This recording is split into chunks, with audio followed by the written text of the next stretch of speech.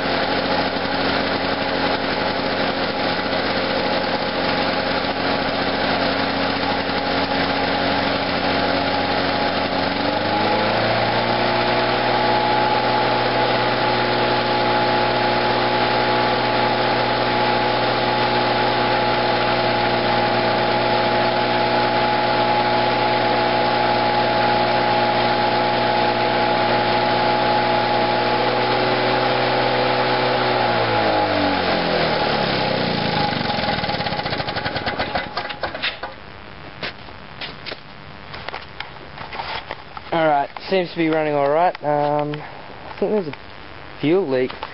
Yeah, there's definitely a fuel leak somewhere. Somewhere out that plug, I think, but that's not too hard to fix. I've taken this off and I've found there is a tiny leak just between where it comes out of the fuel tank and probably that silver thing or the actual tap. So what I'll probably do is just get some silicone and put that around there when it's dry. If I sell it, I'll just tell the person that it had a leak and I'll just put some silicone there. But that's running. That was pretty easy to fix. That probably only would have taken about half an hour to fix if I wasn't making the video. So I mean, I can sell that for maybe 60 or 80 bucks because it's got the grass catcher. So I mean, that's pretty easy, $80. And that's pretty cash. So I mean, that can go straight into the bank, no tax. So yeah, hope you can fix up your own lawnmower doing that. And these carburetors are pretty similar. There's a few minor differences, and when I fix the others I'll just point out the differences, but nothing that is too big really. Yeah. Okay, I've cleaned it off with the air compressor. I'll just test for compression now, and it has compression. This pull start's not very good, it doesn't return, so I'll just take this cover off and oil it, and then after that I'll test for a spark. I got it off and you can see it's pretty dusty, so what I'll do is I'll just spray it off with the air compressor to get all that dust off, and then I think they give you this hole here to put oil in it, so I'll just be putting some WD-40 in it and that should loosen it up and make it retract better. I've taken the spark plug out and that's it there. This is a Champion N21.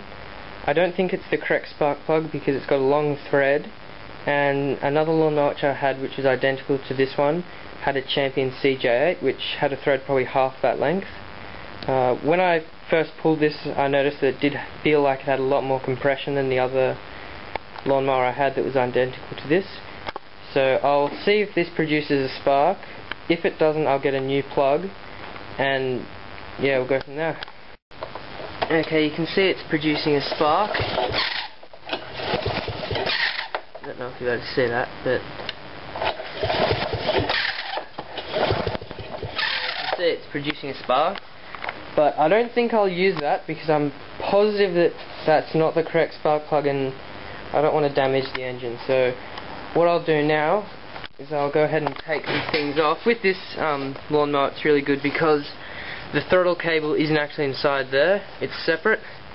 So firstly I'll just take this part here off. That's just a little thing clamp which I need pliers to take off.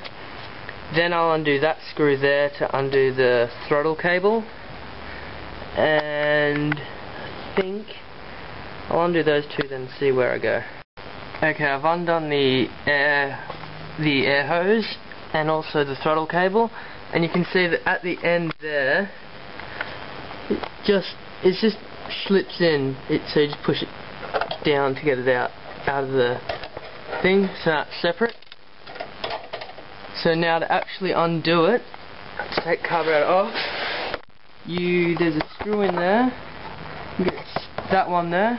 There's a screw there, so you undo that, and that's just like a little circular clamp sort of thing, and it just slips right off. So I'll undo that and then take the carburetor off. Okay, I actually had to take that cover off the engine to get it out, and straight away I'll tell you why this broke. There should be a little fin up there which catches the air off this and acts like a governor, and because it's broken off, this would probably be either stuck on full throttle or no throttle at all. I think I do have a spare one of these, but yeah, I can tell you right now, that's probably why it was thrown out. And also in there's pretty dirty, but yeah, now that I undid this little clamp here, this should just slide off, and it does. And it's still got the kill switch attached to it, but that's just a little spade clip there. So yeah, that's why it would have been thrown out. Okay, now that I got it up on my bench, when I took the fuel line out, it took the little brass seat that needle sits on. So I'll just have to take that out of the fuel line. But what I'll do is because it's pretty dirty on the outside, I'll just soak that in a bit of petrol just to clean the outside first. And then this carburetor is really simple.